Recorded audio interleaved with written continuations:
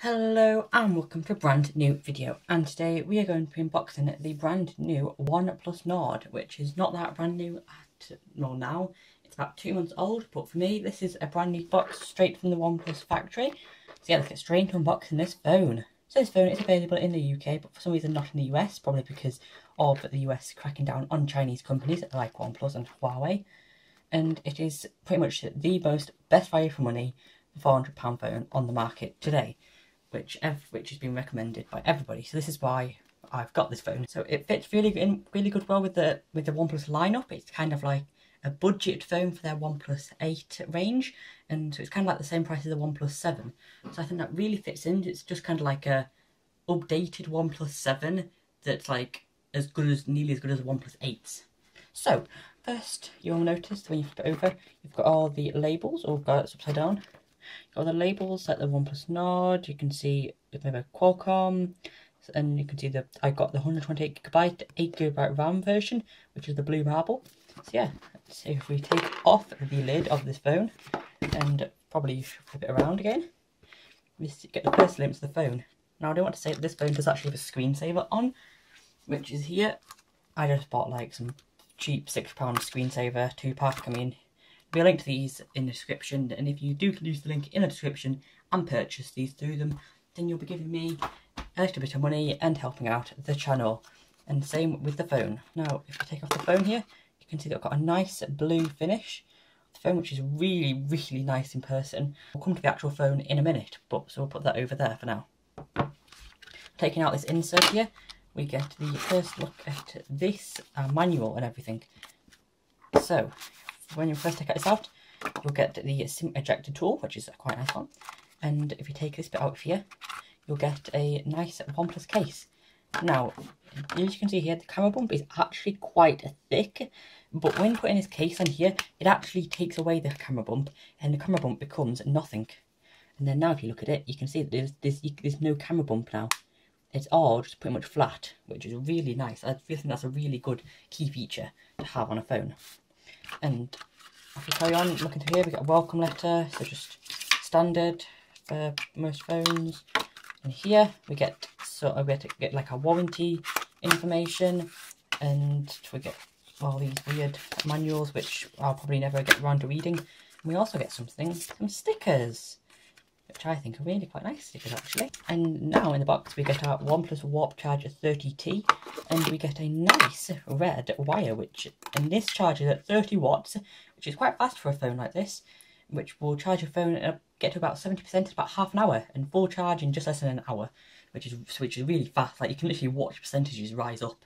It's that good. So I really recommend that charger there. But yeah, that is everything that comes in this box. So looking at the phone, you can see it's got quite without the case on. Or actually, I think I will keep the case on, because the case is actually quite a fundamental thing. Like, it's a free case. Most people that are going to buy this phone are actually going to use this case. So I'll keep the design on with the case. This is what I'm using. So we've got a nice thin body. It's not really thin, but it's not really thick, which is quite nice.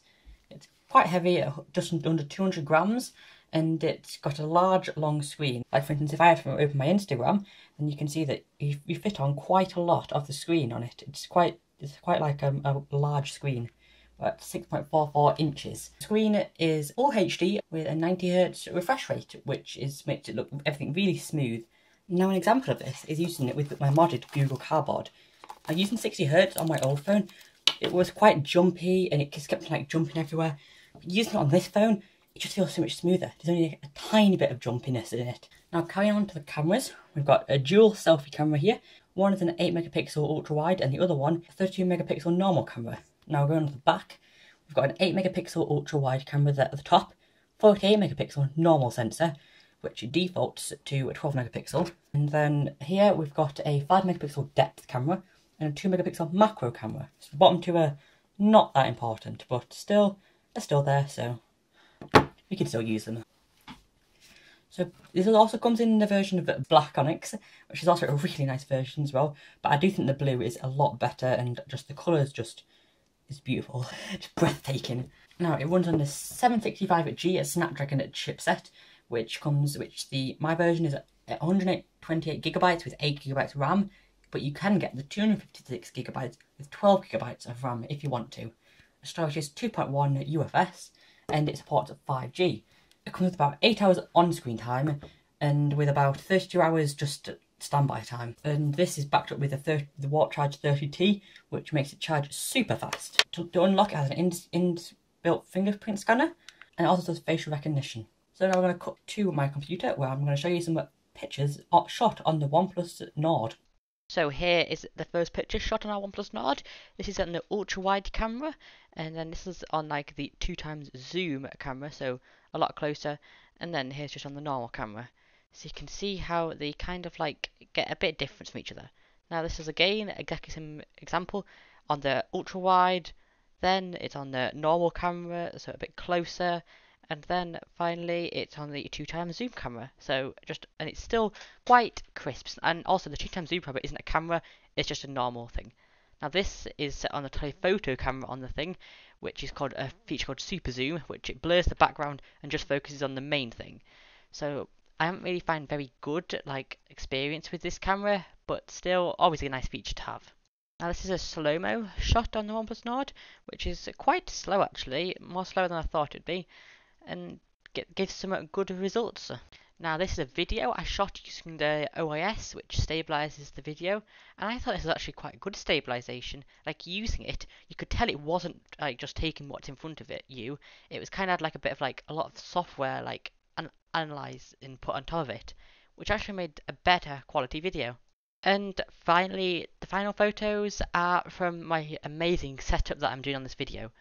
Like, as in, like, we've got this amazing desk with these lights. I just thought I'd have to show you this, just because of how funny it is. Now, after them beautiful photos, I want to discuss what is actually bad about this phone. Now, it has no headphone jack, which is not terrible for me because I've got my own wireless earphones. And it has no telephoto lens, no 2x zoom lens or whatever. It has no water resistant, but it has a lot of things to stop it. Like, for instance, these red seals around the power cable, the power port, and around the SIM ejector. It does support dual SIM, which is a very nice feature, and my old phone didn't support it, so I decided to get a Vodafone pay-as-you-go SIM, just to like make the most of this feature, which I'm a bit scared to use it in case I actually accidentally make myself pay like £1, but I mean, I don't care. It only comes with 3 years of software updates, so it should get to about, I think it's Android 13 it should last for, which is okay. So, and the battery should last for about 5 years, so this is like a phone that you can keep for like the next like 4 or 5 years. That is my first impressions on this phone. I do think it is definitely, if you're looking for the market of around £400 or £380, which is how much this phone is, then this is definitely the phone to get.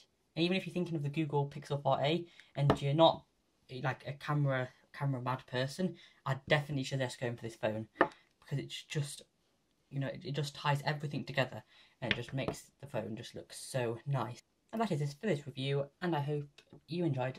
And this has actually made your decision a little bit easier if you're looking for a phone in this range. Now, don't forget, if you do want to support the channel, you can buy this phone and the screensavers with the links in the description, which will mean you pay nothing extra, but it'll just help me and the channel out a little bit more. Now, I'll see you guys next time.